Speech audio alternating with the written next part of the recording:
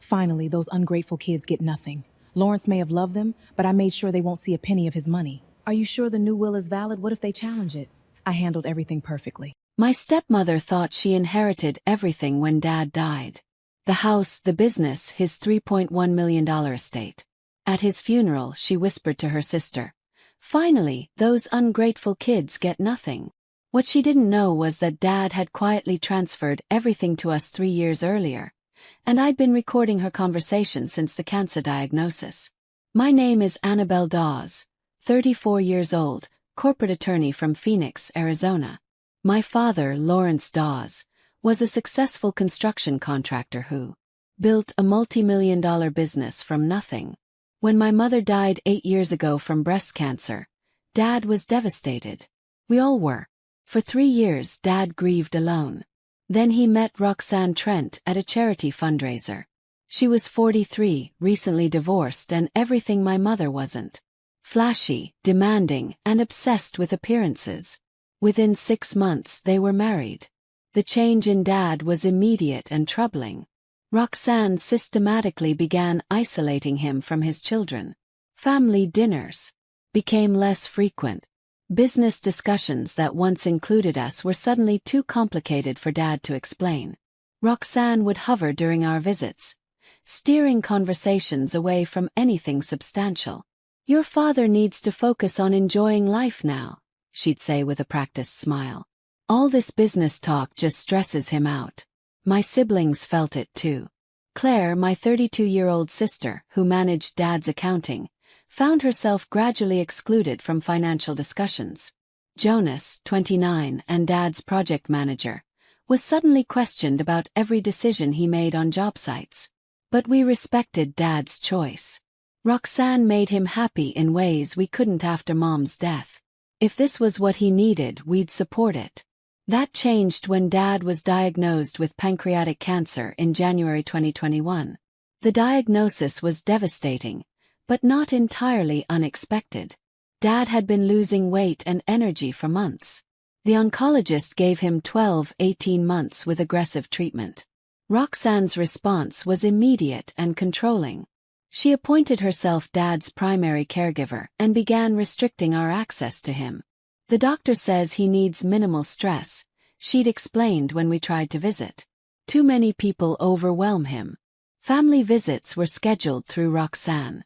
Business calls were screened. Even Dad's longtime friends found themselves unable to reach him directly. Something felt wrong, but challenging a grieving wife seemed heartless. Dad had always been fiercely independent. If he wanted Roxanne managing his care, that was his decision. My suspicions grew during a visit in March 2021. Dad seemed confused when I mentioned a conversation we'd had the week before. "I don't remember talking to you last week," he said, looking genuinely puzzled. Roxanne quickly intervened. "The medication affects his memory, Annabelle. The doctors warned us about this, but Dad's confusion seemed selective.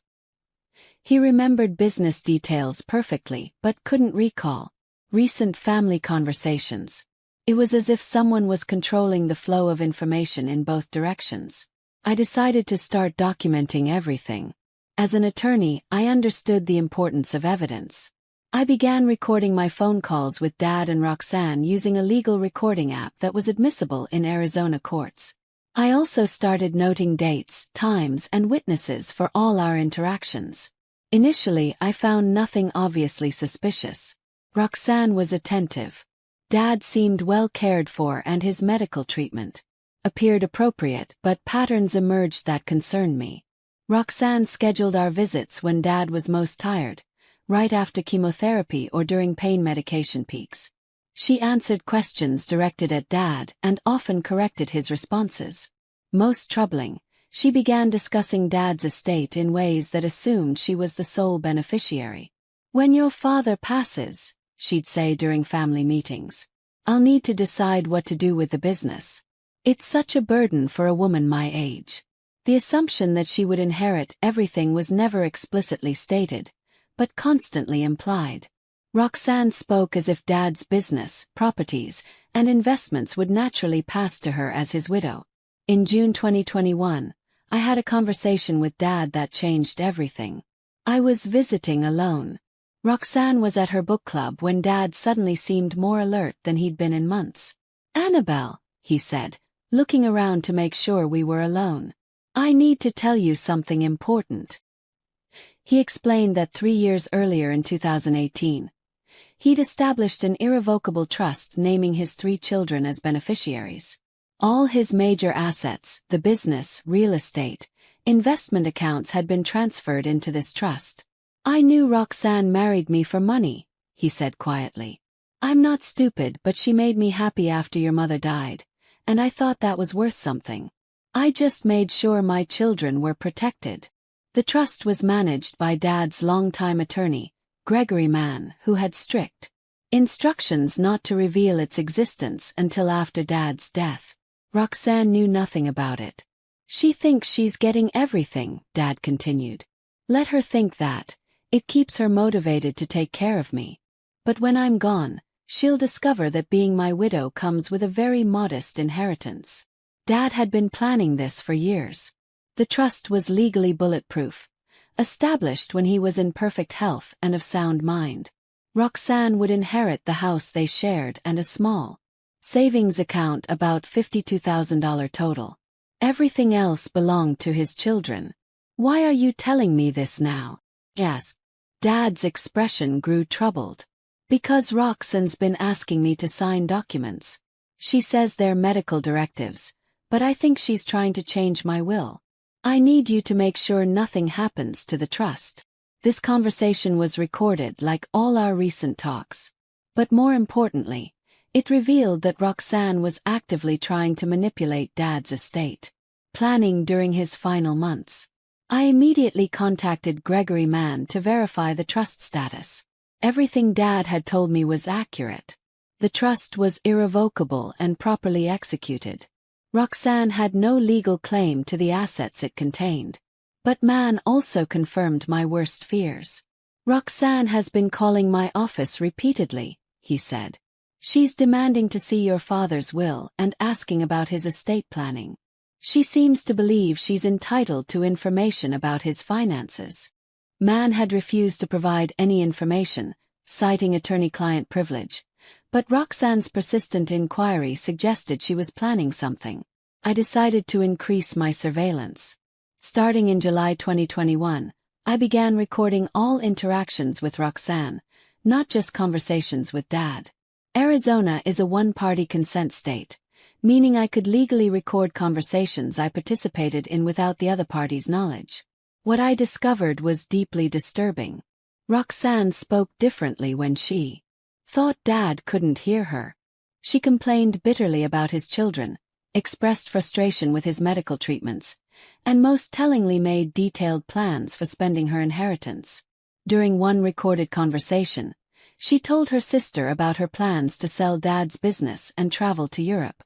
"I've earned this money," she said. 5 years of dealing with his bratty kids and now this cancer. I deserve every penny." Another recording captured her discussing Dad's condition with a tone that chilled me. "Honestly, I wish it would just be over," she said. "This is taking forever, and I'm exhausted. The sooner he goes, the sooner I can start my real life." These weren't the words of a grieving wife. They were the calculations of someone waiting for a payday. But the most damning evidence came in September, 2 months before Dad died. Roxanne thought Dad was sleeping when she had a phone conversation with someone she called Trevor. I was visiting and had stepped outside to take a business call when I heard her voice through the window. "He's getting suspicious," she was saying. "Keeps asking about the documents I want him to sign.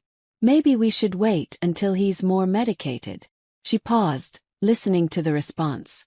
"I know it's risky, but we're talking about almost $3.1 million. Worth the risk if we can get him to change the will." Another pause. "His kids don't suspect anything. They think I'm just a grieving wife. By the time they figure out what happened, it'll be too late." I recorded this entire conversation. Roxanne was actively conspiring with someone to manipulate Dad's will while he was dying of cancer. That night I called an emergency meeting with Claire and Jonas. I played them selected recordings, enough to prove Roxanne's true intentions without violating Dad's privacy about the trust. My siblings were horrified, but not entirely surprised. They'd noticed Roxanne's behavior becoming more possessive and controlling as Dad's condition worsened. "What do we do?" Claire asked. As an attorney, I knew our options were limited. We couldn't prove Roxanne had done anything illegal yet. Just planning to manipulate a dying man wasn't technically a crime, but we could prepare for whatever she might try. I contacted Gregory Mann and arranged for additional protections around Dad's estate. We also hired a private investigator to research Roxanne's background and identified Trevor. What we found was enlightening. Roxanne had been married twice before, both times to significantly older men with substantial assets. Her first husband died of a heart attack 2 years after their marriage, leaving her his house. Her second husband divorced her when he discovered she'd been forging his signature on financial documents. Trevor turned out to be Trevor Niles, a disbarred attorney who specialized in contested estate cases. He'd been sanctioned multiple times for ethical violations related to will challenges and inheritance fraud. We now had a clear picture of Roxanne's plan. She was working with Niles to challenge Dad's existing estate plan and substitute a new will that left everything to her. The cancer diagnosis had accelerated their timeline. Dad died on November 15, 2021. Surrounded by family, Roxanne played the grieving widow perfectly, sobbing dramatically and accepting condolences with practiced grace. At the funeral, our entire family was present. Dad's siblings, cousins, business associates, and longtime friends. Roxanne held court like a widow in a Victorian novel, dressed in expensive black clothing, and discussing Dad's wishes for his funeral. That's when I heard the conversation that would ultimately destroy her. Roxanne was speaking quietly with her sister Celia near the back of the funeral home. I was adjusting the audio system for Dad's memorial video when I overheard her whispered words. "Finally, those ungrateful kids get nothing," she said, with barely concealed satisfaction. "Lawrence may have loved them, but I made sure they won't see a penny of his money." Celia's response was equally revealing. "Are you sure the new will is valid? What if they challenge it?" Roxanne's smile was cold. "Trevor handled everything perfectly. We have witnesses, proper signatures, the whole thing. By the time Annabelle and her siblings figure out what happened, the money will be long gone." I recorded this entire exchange. Roxanne had just confessed to fraud at her husband's funeral. The will reading was scheduled for the following Tuesday. Gregory Mann had arranged to meet with the family at his law office to review Dad's estate. Roxanne arrived dressed like she was attending a board meeting. Expensive suit, professional demeanor, clearly expecting to take control of Dad's assets. Claire, Jonas, and I sat quietly as Mann began the formal reading. Roxanne produced her own attorney, Trevor Niles, who immediately demanded to see all estate documents. "Mrs. Dawes has reason to believe there may be irregularities in the deceased's estate planning," Niles announced. "We're prepared to challenge any documents that don't reflect Mr. Dawes' true final wishes." Mann smiled politely and opened his file. "Let's begin with the will first, then move to other relevant documents." He read Dad's will aloud. It was short and straightforward. "I leave all my personal effects and any assets not otherwise disposed of to my beloved wife Roxanne Dawes." Roxanne smiled triumphantly. Niles nodded with satisfaction. They clearly believed this simple will gave Roxanne control of Dad's entire estate. Then Mann continued. "However, I must note that this will applies only to assets actually owned by Lawrence Dawes at the time of his death." He pulled out a thick folder. "In 2018, Mr. Dawes established the Dawes Family Trust, transferring all major assets, the construction business, real estate holdings, investment accounts, and bank accounts into an irrevocable trust benefiting his 3 children. Roxanne's face went white. Niles started shuffling through papers frantically. "The total value of trust assets is approximately $3.1 million. Man continued calmly. Mrs. Dawes' inheritance under the will consists of personal effects, household furnishings, and one joint savings account containing $52,000. The silence in the room was deafening. Niles was the first to speak. This is unacceptable. Mrs. Dawes was Lawrence's wife. She has a right to more substantial inheritance. Man's response was measured. The trust was established 3 years ago when Mr. Dawes was in perfect health. It's legally irrevocable and properly executed. Mrs. Dawes has no legal claim to trust assets. Roxanne finally found her voice. This is impossible. Lawrence would never cut me out. He loved me. I'm sure he did, Man replied gently. Which is why he left you the house and savings account. But he also loved his children and wanted to ensure their financial security. Niles immediately began making threats about contesting the trust, claiming undue influence and mental incapacity. But Man was prepared for this. I should mention, he said, that Ms. Annabel Dawes has provided me with audio recordings of conversations, suggesting there may have been attempts to manipulate Mr. Dawes' estate planning during his final illness. I pulled out my phone and played the recording from Roxanne's funeral conversation. Her own words filled the room. Finally, those ungrateful kids get nothing. I made sure they won't see a penny of his money. Roxanne's face went from white to deep red. Niles immediately advised her to stop speaking. This recording also mentions a new will with proper witnesses and signatures, I continued. I believe the district attorney's office would be very interested in investigating potential estate fraud. The meeting ended with Niles hustling Roxanne out of the office while she proclaimed her innocence and threatened legal action. But we knew she had no legal standing. The trust was bulletproof and her own recorded words proved fraudulent intent. 3 days later, Roxanne moved out of Dad's house, taking only her personal belongings. She never filed any legal challenges to the trust. Trevor Niles was investigated by the State Bar Association for his role in the scheme. While they couldn't prove he'd helped forge documents, his association with Roxanne's plan cost him the few clients he had left. 6 months after Dad's funeral, we learned that Roxanne had moved to Naples, Florida, and remarried another wealthy widower, this one 78 years old. The Dawes family trust distributed Dad's assets according to his wishes. Claire took over the construction business. Jonas continued managing projects, and I handled the legal and financial aspects from Phoenix. We kept Dad's company running exactly as he would have wanted. We also used some of the inheritance to establish a scholarship fund in Mom and Dad's memory, supporting students from working-class families who wanted to pursue business degrees. Looking back, I'm struck by Dad's wisdom in planning ahead. He saw Roxanne's true nature, but chose to handle it through legal preparation rather than confrontation. He got companionship during his final years while protecting his children's inheritance. The recordings I made proved crucial, not just as evidence, but as validation that our suspicions were correct. Roxanne had married Dad for money, planned to steal our inheritance, and celebrated what she thought was her victory at his funeral. But Dad's love for his children ran deeper than Roxanne's greed.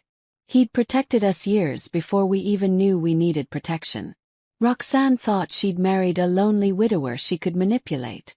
Instead, she'd married a successful businessman who understood exactly what she was and planned accordingly. The inheritance trap she'd set for Dad's children caught her instead. Today, 5 years later, the construction company Dad built continues to thrive under Claire's leadership. Jonas has expanded into commercial development, and I've opened my own law practice specializing in estate planning and elder abuse cases.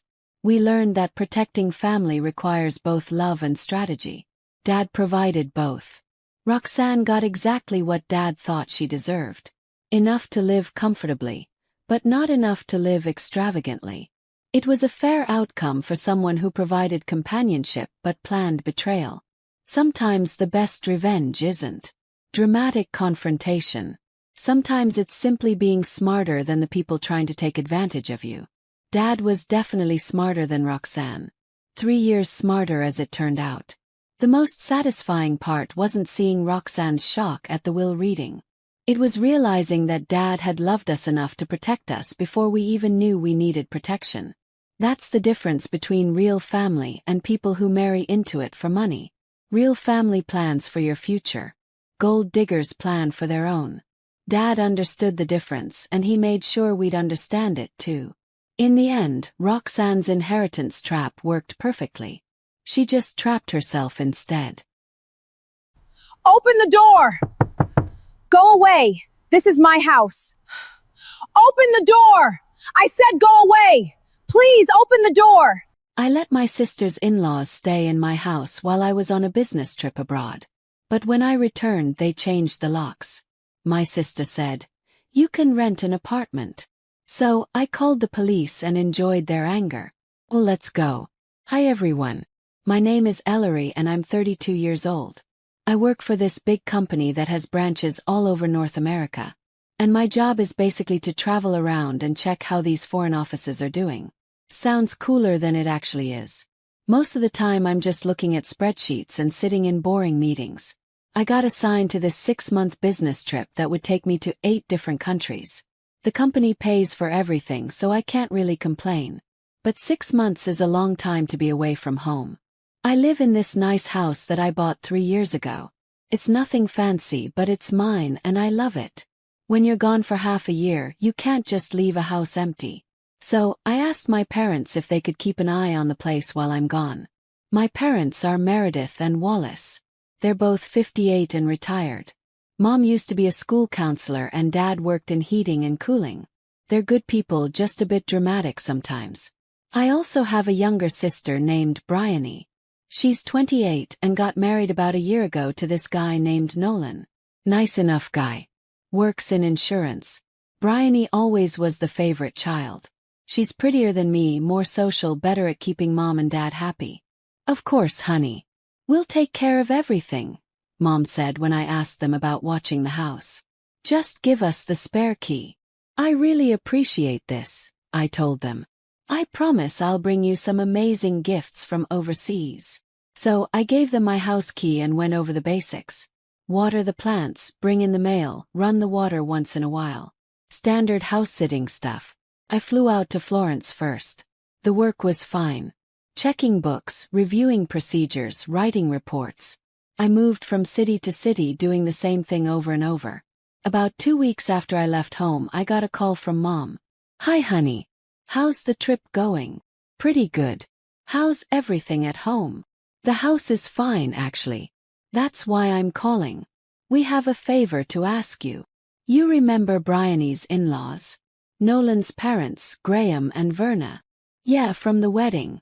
They seemed nice. They just moved to our town and they're looking for a house but don't want to waste money on rent. We were thinking maybe they could stay at your place temporarily just until they find their own place." I felt my stomach drop. "Mom, I don't know. That's my house. They're family now. And you met them.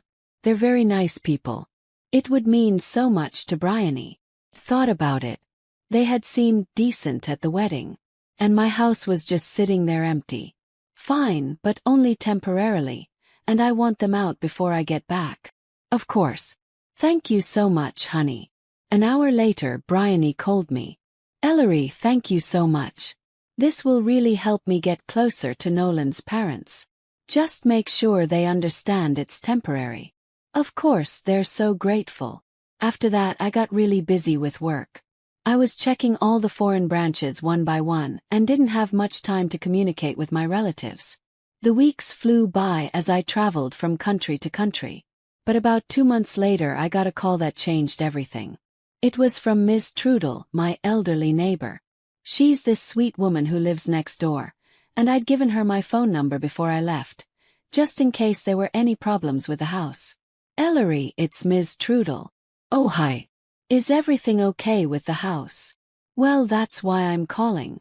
Your new tenant seemed very decent at first, but now there are regular parties happening at your house." "Parties?" I couldn't believe what I was hearing. "Yes, dear. Your parents and other people gather there and they have a lot of fun almost until morning. I thought you should know." I was shocked. I couldn't imagine elderly people like Graham and Verna throwing parties in my house. Are you sure? I'm afraid so. I even took some photos and videos. I can send them to you if you'd like. A few minutes later, my phone started buzzing with messages from Ms. Trudel. Photos and videos of my house at night with loud music, people standing around on my lawn, cars parked everywhere. The videos showed guests behaving terribly, throwing garbage around, shouting loudly, acting like complete slobs.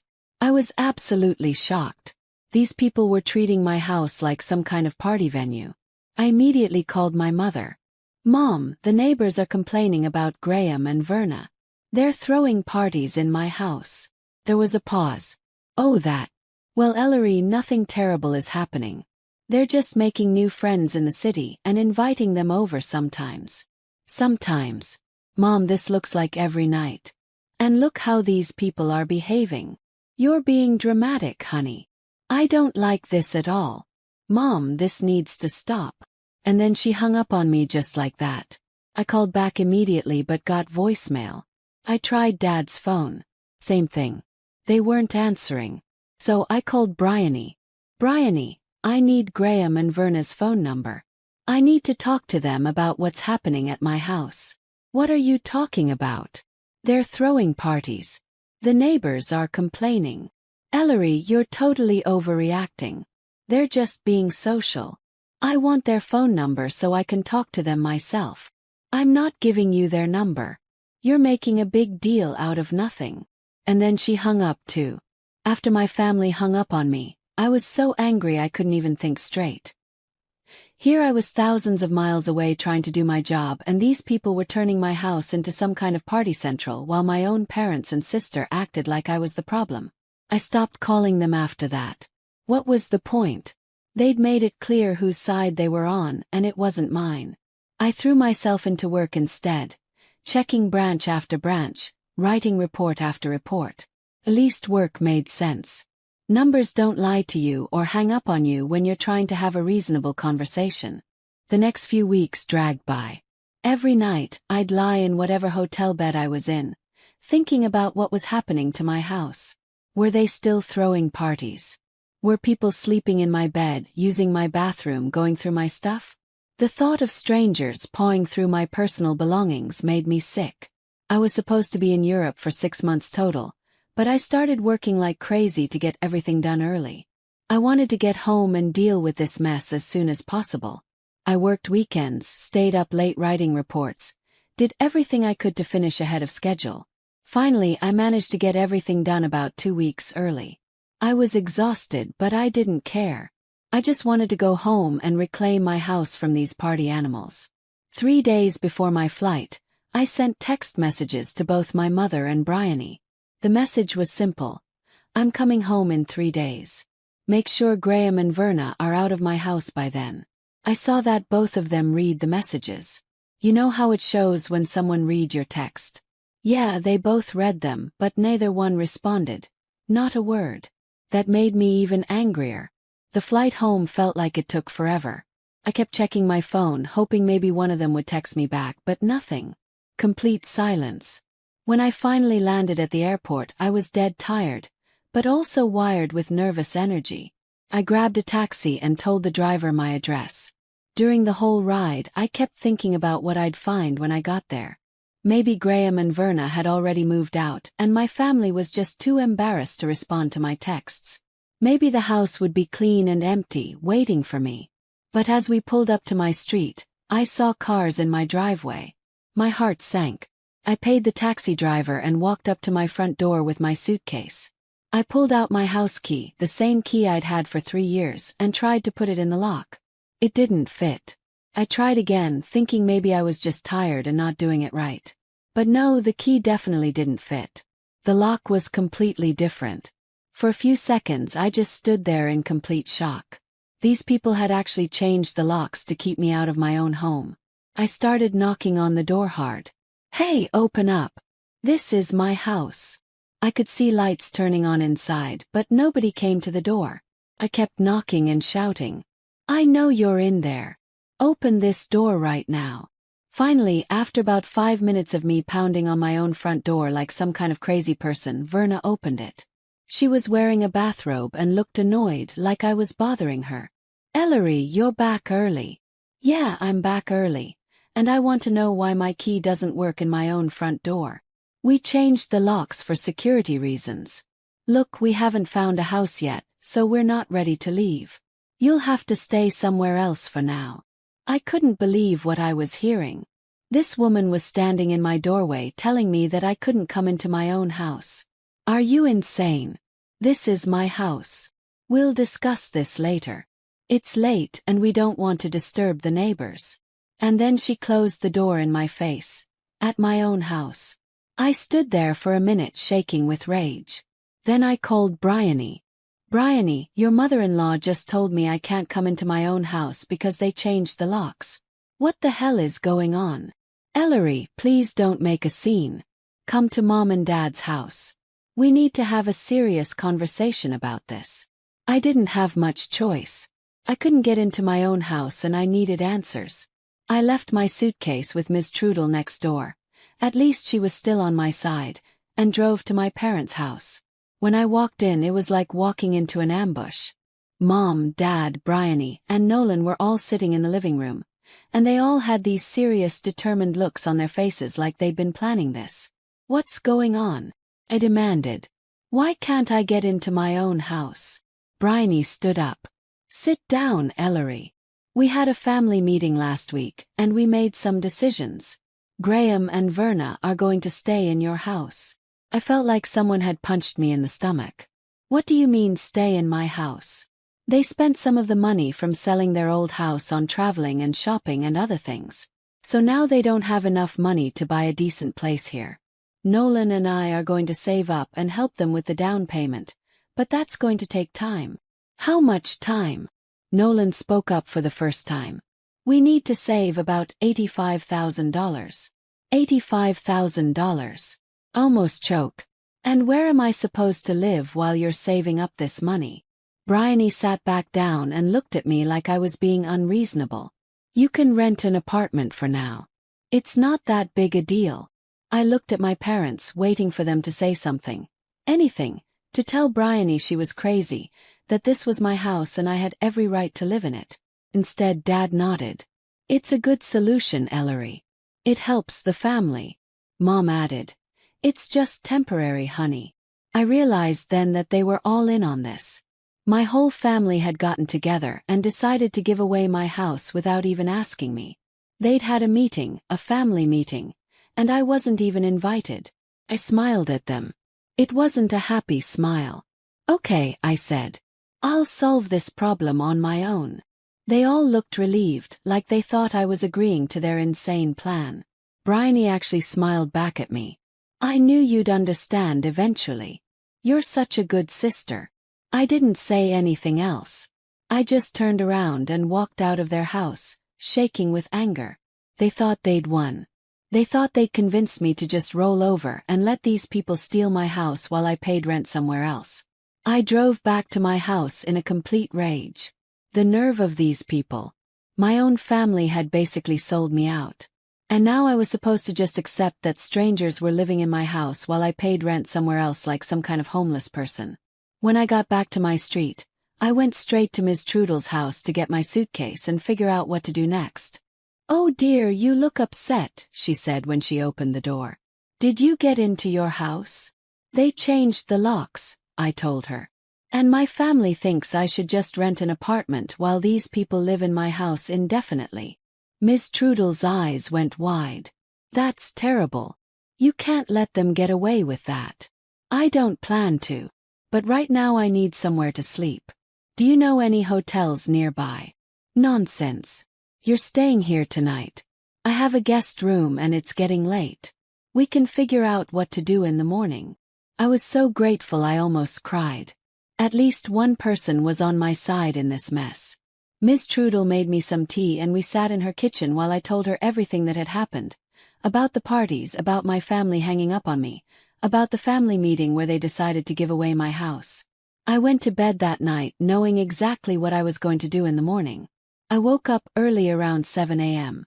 I still had 2 weeks of vacation time left since I'd finished the Europe work ahead of schedule, which meant I had 2 weeks to fix this mess. The first thing I did was call the police. I need to report squatters in my house, I told the dispatcher. People are living in my house without permission. They changed the locks and they're refusing to leave. We'll send someone over. What's your address? I gave them my address and within 30 minutes, 2 police officers showed up. I met them outside my house. You the homeowner? One of them asked. Yes. These people have been staying here temporarily, but now they've changed the locks and are refusing to let me in. The officers walked up to my front door and knocked. Took a few minutes, but eventually Graham answered. He looked nervous when he saw the cops. Is there a problem, officers? We understand there's a dispute about this residence. Can we come in and talk? Graham let them in, and Verna appeared a minute later. They immediately started talking about how I had given them permission to stay there, how they were family, all that garbage. But then I showed the police the locks. These are different from the locks that were here when I left. They changed them without my knowledge and refused to let me in last night. One of the officers examined the locks, then looked back at Graham and Verna. Is this true? Did you change the locks?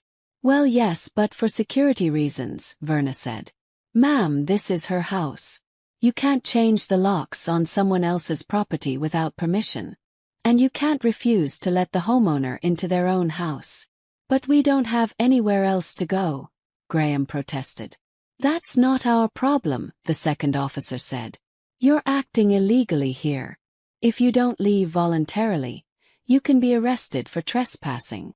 Graham and Verna looked at me with pure hatred. I could see Verna pulling out her phone, probably calling my sister or my mother. How long do we have? Verna asked. You need to be out today. If we get another call about this, you'll be arrested.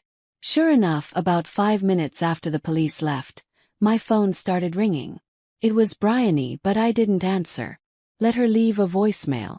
I finally went into my own house for the first time in months and I was furious at what I saw.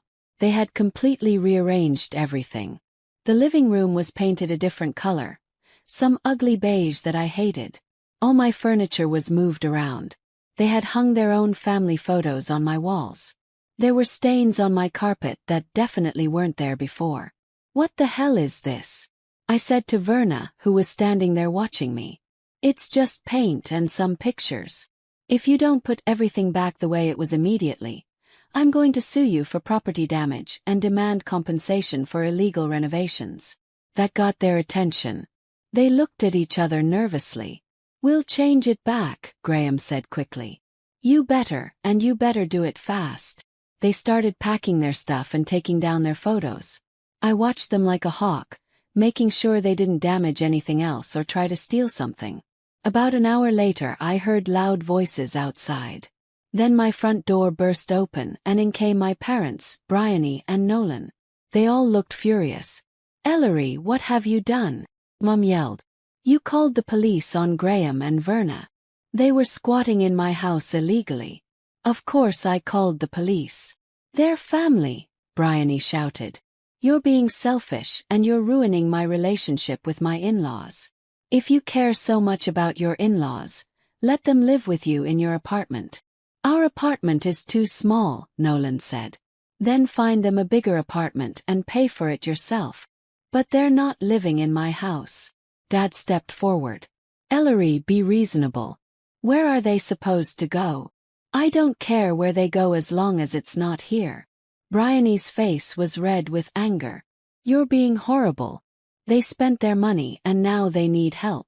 They spent their money on parties and travel and shopping. That's not my problem. They're going to think I come from a family of selfish people. Maybe you do. Bryony looked like she was going to cry or hit me. I couldn't tell which. I picked up my phone and held it up.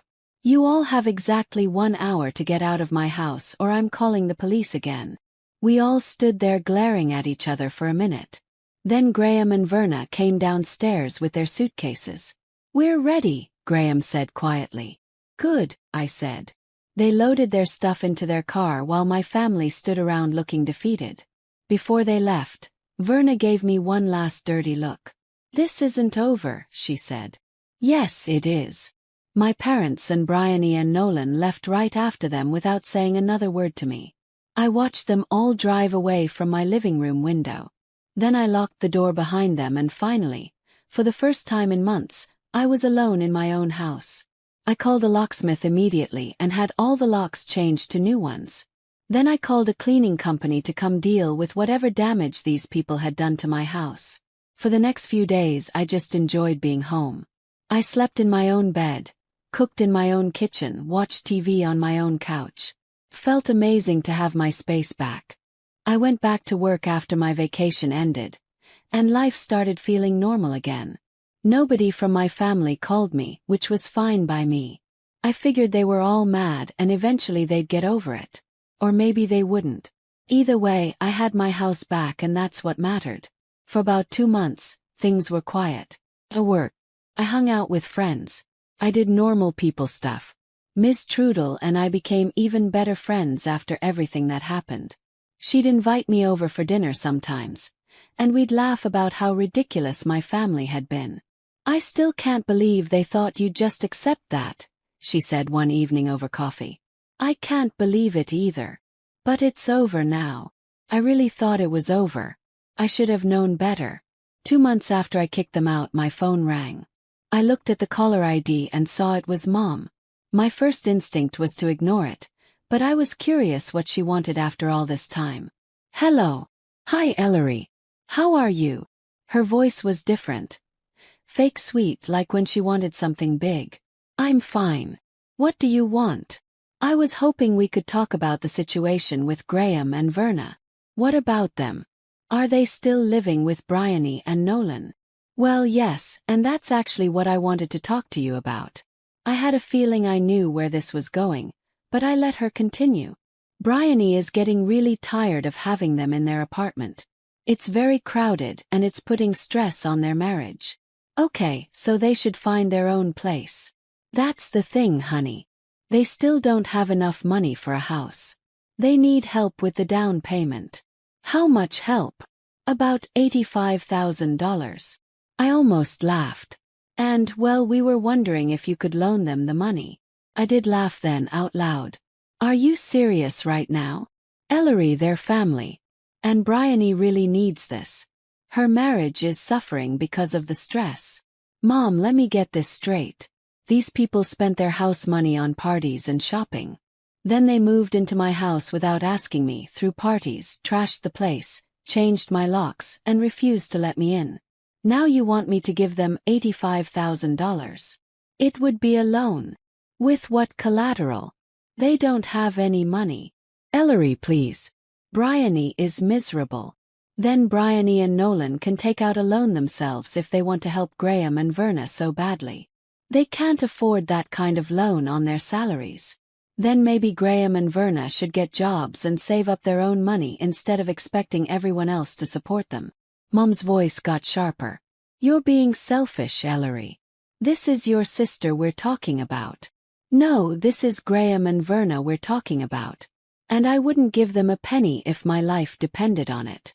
But Bryony made her choice when she sided with them instead of me. She can live with the consequences." "Ellery, you can't mean that." "I absolutely mean that. And you know what else I mean? I mean that I'm done with all of you." "What?" "You heard me. I'm done. You all chose Graham and Verna over me. Your own daughter and sister. You hung up on me when I needed help. You had a family meeting to give away my house and didn't even invite me. You expected me to just roll over and pay rent while strangers lived in my house. Well, guess what? I don't need family like that. Ellery, don't say things you'll regret." "I'm not going to regret anything. I'm going to hang up now and I don't want you to call me again." "Ellery." I hung up on her just like she'd hung up on me months earlier. But I wasn't done yet. I went through my phone and blocked every single one of their numbers. Mom, Dad, Bryony, Nolan, all of them. Then I blocked them on social media too. If they wanted to choose Graham and Verna over me, that was fine. But they weren't going to keep coming back asking for money when their brilliant plan didn't work out. The next few weeks were actually really peaceful. Nobody called to guilt-trip me or ask for favors. Nobody expected me to solve their problems or sacrifice my own comfort for people who didn't even like me. I started spending more time with friends who actually cared about me. I dated a little bit. I focused on work and got a promotion. Life was good. Sometimes I wondered what happened with Graham and Verna. Were they still living in Bryony's tiny apartment? Had they found jobs? Did they ever buy their own house? But honestly, I didn't care enough to find out. Miss Trudel would sometimes ask if I missed my family.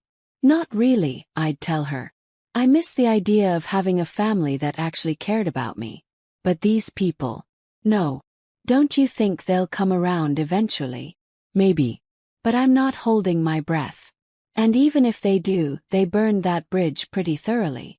It's been almost a year now since I blocked all their numbers. I have no idea where Graham and Verna ended up living. I don't know if Bryony and Nolan are still married, or if the stress of having unwanted house guests broke them up.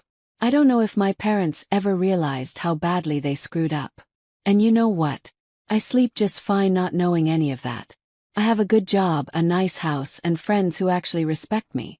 I don't have to deal with people who think I exist just to solve their problems or bankroll their bad decisions. I learned that blood doesn't make someone family. Respect and loyalty make someone family. And my biological family had neither.